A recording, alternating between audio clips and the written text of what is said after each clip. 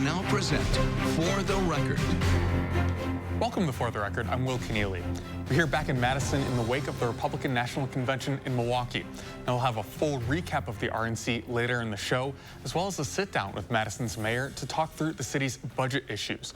We start this morning with one of the other prevailing political stories of the campaign this week.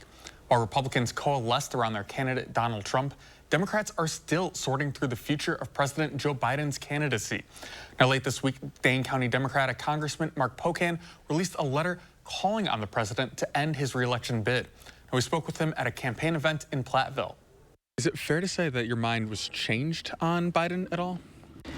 You know, I think just watching with the public perception of what's happened post-debate has been inescapable. You know, no matter how hard it seems that Joe Biden's tried to change opinion, people are still raising concern, except far more than prior to the debate. And it just was starting to look inevitable that we were starting to see some other states go south and lose perhaps chances to win the House. You know, Joe Biden's been a tremendous president. He's got a great legacy, but if the perception, unfortunately, is starting to become reality that we couldn't win, I think some of us needed to come out and speak that truth. So, not to diminish the power and sway that you hold, I mean, you're bringing down the crowd out there, but to the extent that a member of Congress can influence the president, do you have a sense of whether he listens to you guys? Well, I think like 15 members today might have did exactly what I did, and I think that's the thing is, you know, we're hearing it in our districts, we're getting the phone calls in our offices, and you know, we're just trying to share. I've shared the numbers with the Biden campaign of the types of calls that we've gotten, but you know, this statement was what was necessary after the DNC talked about moving the vote up. You know, that's something that is pretty unprecedented. It kind of looked a little bit of desperation, and we just wanted to make sure that, you know, we were heard, that we're expressing what we're hearing from the districts, and I think that's why you saw a lot of members of Congress in particular today speak out about it. Is the ship already set? Is there any way that Democrats can kind of backpedal and put somebody new before the convention? No, I think there's time. That's the point, you know, and there's always going to be hurdles to anything, but political years are like dog years. I think we've got some time, but most importantly, we show that we're getting back to the issues. People agree with Democrats on the issues, and Trump's Project 2025 would be devastating for families in Wisconsin, and we need to be able to have that conversation. But right now, the only conversation is about Joe Biden and his ability to lead. And if that's going to dominate, that takes us away from where we're strongest, which is actually on the issues that people care about. So you did mention one name in your message to Biden, VP Kamala Harris. Is she your pick to replace him on the ticket? You know, I'm not even thinking about the next steps. All I'm thinking of is I want to move the conversation from talking about Joe Biden, no matter where you go, and his ability to lead, and not talking about lowering prescription drug prices, trying to help people get groceries more affordable, talking about energy and gasoline prices, things that people care about. Instead, we're just talking about one thing, and that's not the thing that's going to help us win the election in November. So that's my concern. I think hopefully we've addressed that, and the rest of it might just be an interesting show for all of us to watch together. Perhaps heeding that, then, I want to ask you quickly about the RNC. Did you watch any of the speeches at all? I did. What did you make of the rhetoric? Well, I mean, you know, that's the thing. This is the embodiment of Trump's Project 2025 was at the Republican convention. You know, extremism against people's personal freedoms around decisions about their own bodies, about who they love, about so many other issues. Watching them, these direct attacks on workers' rights and so many other issues. That's the Trump agenda, and they can put lipstick on the pig however they want to at the convention, but at the end of the day, it's still a pig. And I think if we can get back to that conversation, people will definitely want to vote with us. Also speaking at the event in Grant County there, U.S. Senator Tammy Baldwin. Our reporters asked her about the prospect of Biden's candidacy afterward. You know, I'm conveying, I've been hearing from my constituents a lot of concerns, and they're legitimate and serious concerns. I feel like it's my job to convey that to both the campaign and the White House. I am doing so. I've had a chance to do that very directly, and you know, I hope they are weighing that input. But do you think he should run? I'm for the Democratic ticket. When we come back, Madison Mayor Satya Rhodes Conway discusses 2 new budget plans she's putting forward as the city faces a budget deficit. We'll be right back after this.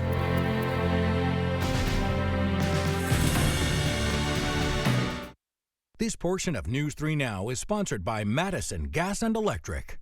Right now with Papa Murphy's, we've got a great deal. Which means I make more great pizza. It's not an I thing, Dad. It's a we thing. Yeah, but I ordered it online. I did the taking. I did the baking. There's no I in team, honey. There is an I in pizza. This summer, get select thin crust pizzas for only $8.99. Papa Murphy's, we make great pizza, so you can make the pizza great. Such a great deal. $8.99 for a large pizza? That is a great deal. Watch this. Witness what happens to this woman's bags under her eyes in an actual time lapse in just minutes. The problem will disappear before your eyes with a revolutionary topical formulation that works in just minutes, and the effects will last for hours. Over 1 million people are using this topical technique to visually reduce puffiness and bags, even fine lines and wrinkles on the face and forehead. Introducing Plexiderm. Jump on board and say yes to this amazing $14.95 Plexiderm trial. Order right now. We'll pay your shipping. Dad, are you certain this is gonna work? Nothing to it. Are you for imprint certain? Certainty matters, like the certainty of 4imprint, your home for high-quality promotional gear, including exclusive items and brands they love. Printed perfectly and guaranteed to arrive on time. To wow your clients, nail your next event, or inspire your team, check out 4imprint.com. 4imprint, for certain. Everyone deserves the fastest, most reliable internet speeds, regardless of where they live. That's why Spectrum offers the fastest speeds in more neighborhoods than any other provider. Switch to Spectrum Internet for only $49.99 a month. Call 1-833-376-4999. With Spectrum Internet, you can power all of your devices to enjoy streaming, video chatting, and gaming. I rely on Spectrum Internet. You should too. Call now. Welcome back. The city of Madison is facing a budget shortfall of $22 million next year. Now, this past week, Mayor Satya Rhodes Conway introduced paths forward for the city to avoid significant cuts to services. She joins us now with more, and thanks so much for being with us. My pleasure. Thanks for having me. So I know you're here in an official capacity. I want to respect that, but you wear a couple of different hats. You're also a surrogate for the Biden campaign as well. We've had news within the last couple of days, certainly, about the continued concerns about the future of his candidacy. Where do you stand on that? Well, so here's what I can tell you. Biden is the nominee until he decides he's not. And I haven't heard anything from the campaign to the contrary. I can also tell you the last time that the president was here, I had the opportunity to interact with him one-on-one a little bit on the tarmac, and then again subsequent to, or just before I spoke at the event. And you know, he's the same president that I've always known. He's smart, he's eager to go, he's got a lot of really good ideas, and policy, he presents a policy vision that I think is a very good one for the city of Madison. So that's where I'm at. So correct me if I'm wrong, you are also a voting delegate for the DNC this I am, yes. summer. Yeah. If he decides to step down, who would you want to see replace him on the ticket? I think it's way too early for me to know the answer to that. I think it would depend. You know, at this point in time, I do expect it to be him. If he chose to step down, I assume he would instruct his delegates in some way, and so I'd be listening for that. And then I don't even know who would be interested. So if we get to that, it's going to be a little bit of a wild ride. So I want to switch back, you know, in your official capacity here as the Madison mayor. So we're looking at that budget shortfall. You introduced a couple of different options here, one that would ultimately require a referendum from voters. What would be your pitch to them on why this would be needed? Well, so I think it's important to take a step back and to understand why we are where we are, right? And the way I think about it is the job of local government to make the investments that are needed to grow our economy and to make sure that we have a high quality of life for residents. And Madison has done that really well. In fact, we've done it so well that our population growth and our economic growth are driving the population and economic growth of the state of Wisconsin. Despite that, despite the fact that we have been so successful here in Madison, and that's driving the state is not investing back in Madison. And that has been true for about 13 years, 14 years. We have not gotten appropriate shared revenue. We have not been able to raise our levy to account for both inflation and growth. The state doesn't even pay the full amount that they should pay us for the properties they have in the city of Madison. They pay about 40% of what they ought to pay for the services they receive. So it's a real failure from the state legislature to invest in success, and that's why we are facing the structural deficit that we're facing. And frankly, we have faced it every year since former Governor Scott Walker came in and changed the approach to municipal budgeting. And you know, the city has solved the problem in various ways over time. I think what's unique about this year is that we are actually talking about what has caused the problem, and we are being more transparent with both the public and the city council about the potential solutions. So I just think it's really important for people to understand that background, right? In terms of why I think it's important for us to invest in the continued services in the city of Madison. First of all, every time I'm out there in the community and I talk to folks about this, or they proactively talk to me about it, it is always, oh, I really like this service, please don't take it away. Right, I really like our parks, I really like our libraries, I really like our police force, don't cut my ambulance, and so people expect a high level of service from the city of Madison, and we want to provide it to them, but the cost to do so, just because of inflation, right, never mind growth, increases every single year. And we're not able to continue to do that on the resources that the state lets us raise. So we have to find a way to keep investing in our community, and I hope that that's something that people of Madison agree with and believe in. So in your proposal, you broke this down month by month, where it'd be a certain dollar amount per month that somebody would get back. Yeah. What would that be like? What would the impact be on residents' pocketbooks here? So if the city council chooses to go to referendum, and folks would vote for that referendum, it is less than $1 a day on the average home. It's about $20 a month.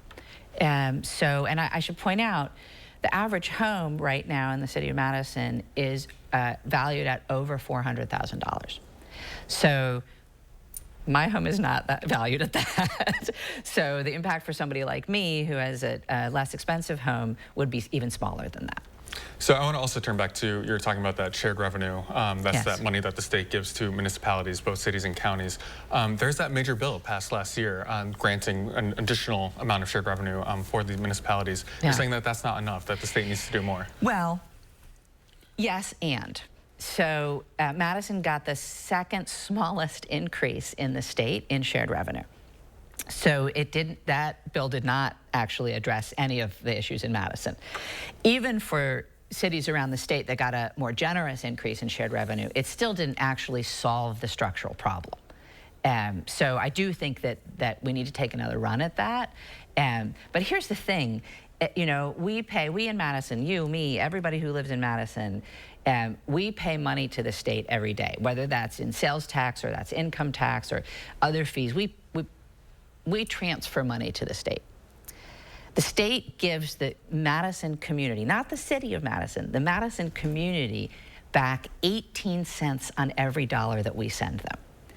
That's out of whack, right? That's not a fair proportion, right? They should just be sending more of that back to us to help us deal with these issues. And, when the legislature comes back, when we'll know who it is in November, right, who gets elected to the next legislature. When they come back into session, and in fact, probably before, we will be knocking on their doors to talk about all of the ways in which they could help us address, and not just us, but cities across the state could help us address some of these structural issues.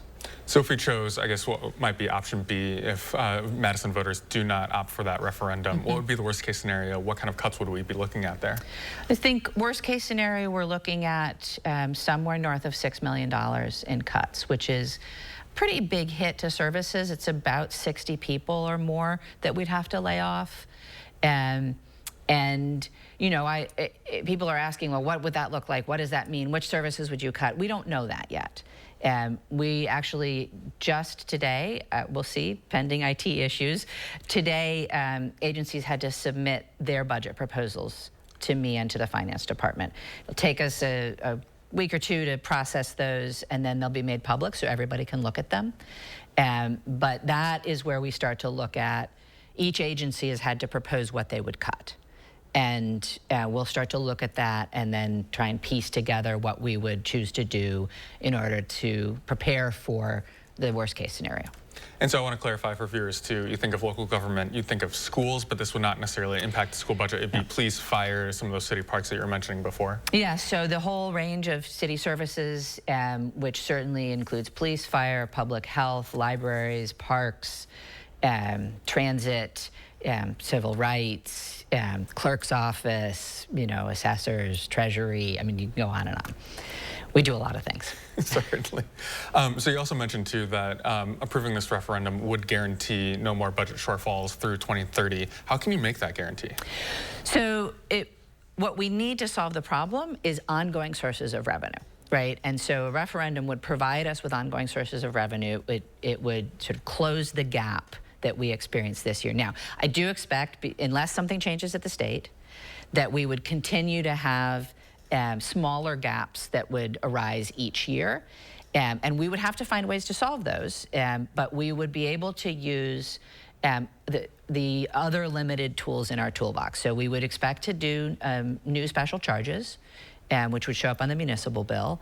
Every year we would be looking for efficiencies, and if there's anything we can cut, right, if there's any way we can save money, we're always doing that, frankly. And we would try to really prudently use our rainy day fund. So the whole city budget is kind of wonky, so apologies because I get a little bit into the weeds. No, we love here, this. But, bring us more, yeah. But so we have a rainy day fund, and that's really important because under the sort of sound fiscal management practices, there's an organization that tracks all this, right? And so they recommend, and we have and will continue to do, to have a 15% reserve, right, in our rainy day fund. Boy, were we glad we had that when the pandemic hit, right? Like that really helped us get through that rainy day, right? And who knows, there may be more rainy days coming in our future, and we want to make sure that we're prepared for that. The other importance to that 15% rainy day fund is that the rating agencies look at it. So you think of it as like the city has a credit score, right? You have a credit score, I have a credit score, the city has a credit score. And when we go to borrow for capital projects, they look at that credit score. Part of maintaining the excellent AAA credit score that we have at the city is having that reserve. So we got to keep that reserve, but right now we have a little more in the reserve than we need. And I've talked with the finance department, and they think that we could use in the range of $5 million in future years to help solve any future budget gaps that we might have. It's not great to use one-time money to solve problems, but in this case, we think we could use it to get us through until hopefully the state legislature would do something to solve the structural problem that underlies all of this. Wonderful. Well, Mayor Satya Rose Conway, thanks so much for joining us. Thank you. It's a pleasure. Now, when we come back, we discuss what it would be like to be inside the Fiserv Forum during this week's Republican National Convention. We'll be right back after this.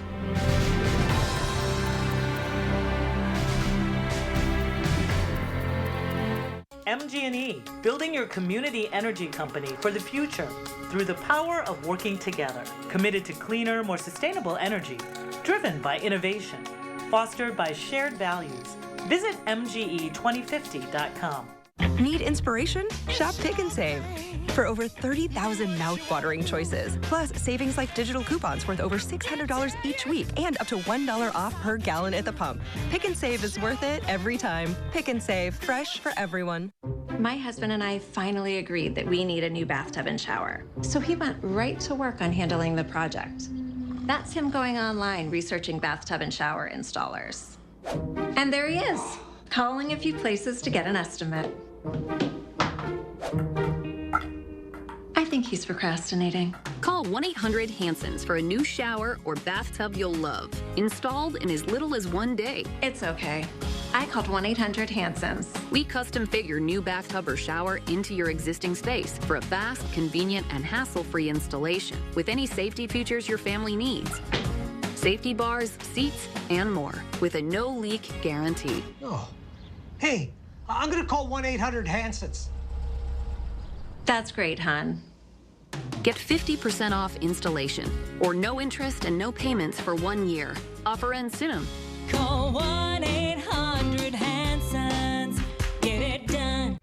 Experience the Channel 3000 News app today. Enjoy a website-like layout and swipe through articles without returning to the home screen. Download the Channel 3000 News app, powered by News 3 Now. MG&E, building your community energy company for the future through the power of working together. Committed to cleaner, more sustainable energy, driven by innovation, fostered by shared values. Visit MGE2050.com. Welcome back. We're wrapping up our coverage of the Republican National Convention this week. Joining us now at the desk is Braden Ross. Thanks so much for joining us. I will. So glad to have you here. It was a rather notable speech. It's coming after that assassination attempt against former President Donald Trump. He talked about that right at the top of his speech, and I want to actually play back a little clip for us. The amazing thing is that prior to the shot, if I had not moved my head at that very last instant, the assassin's bullet would have perfectly hit its mark, and I would not be here tonight. We would not be together. So you were inside the Fiserv Forum during that part of the speech. What were you able to witness? Yeah, it was interesting. So we were sitting in the section kind of behind the stage, so we couldn't actually see the stage, but we could see the entire crowd. And we could also see his teleprompter, which was interesting to watch what he did and didn't ad-lib. That beginning part where he was talking about the shooting, he stayed on script pretty much the whole time. Once we got later, he was ad-libbing left and right. Yeah, certainly. So now, certainly after recounting that attempted assassination, Trump moved to more what I would always consider a traditional Trump campaign-style speech. Here's a clip from when he's kind of transitioning from that shooting to that policy portion of his speech, talking about a call for unity here. In that spirit, the Democrat Party should immediately stop weaponizing the justice system and labeling their political opponent as an enemy of democracy.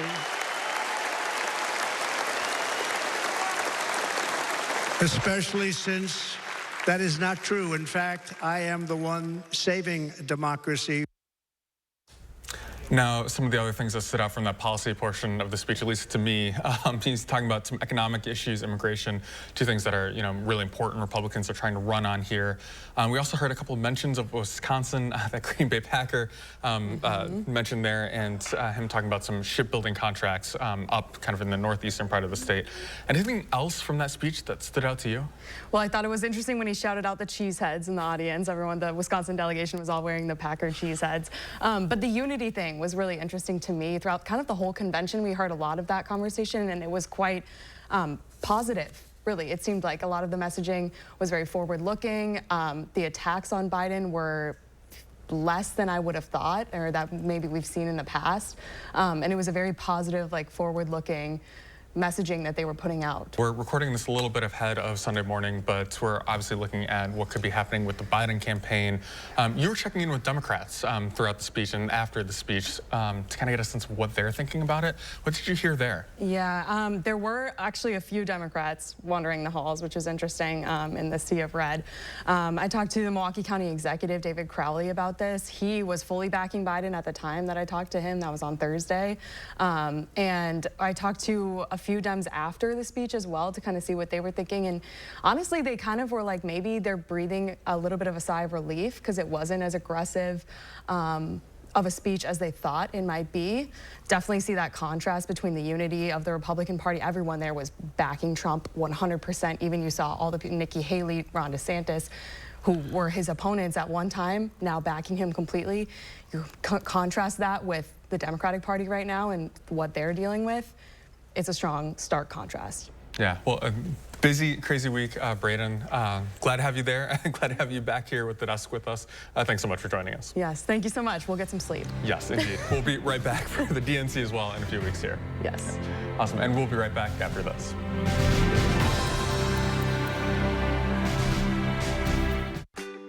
Looking for the best value in contact lenses?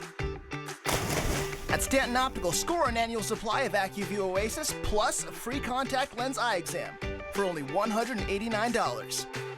The numbers are in. At Stanton Optical, you save a whopping $280. You're not going to find a better deal with the other guys.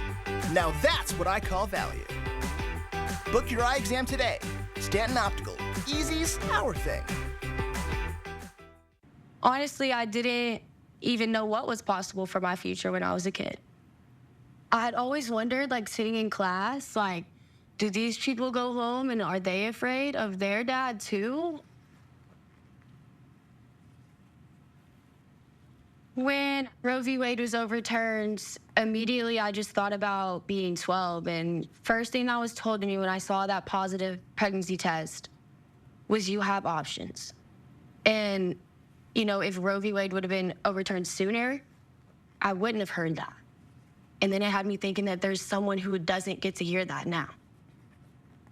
Girls like me across the country are suffering. Their futures are being ripped away. Trump and J.D. Vance don't care about women. They don't care about girls in this situation. They will continue to take our rights away. In this election, we have a choice. I'm Joe Biden, and I approve this message. Madison Magazine's Summer Restaurant Week is here. Over 40 restaurants will showcase 3-course meals from $30. Plus, enjoy the perfect pairings with wine and more from Delicato Family Wines and Frederick Wildman & Sons. Check our online guide on MadisonMagazine.com to see which places offer takeout and dine-in. Save the dates, July 21st through 26th. Madison Magazine's Summer Restaurant Week, where good times and great meals come together. Presenting sponsor, the Keep Wisconsin Warm Coal Fund, and supporting sponsor, Roth Cheese. Need help with a consumer issue? Contact News 3 Now's Call for Action. Welcome back. Finally this morning, we'll take you behind the scenes to Wisconsin Media Row. Now this year, the Republican National Convention created a dedicated space for local reporters to sit down with newsmakers at the convention. Now on that Wisconsin Media Row, we caught up with former Madison Congressman Scott Klug. We'll share part of that interview with you here. So RNC certainly coming to Wisconsin, that's got to make a big political splash for Republicans here. How would we quantify that importance?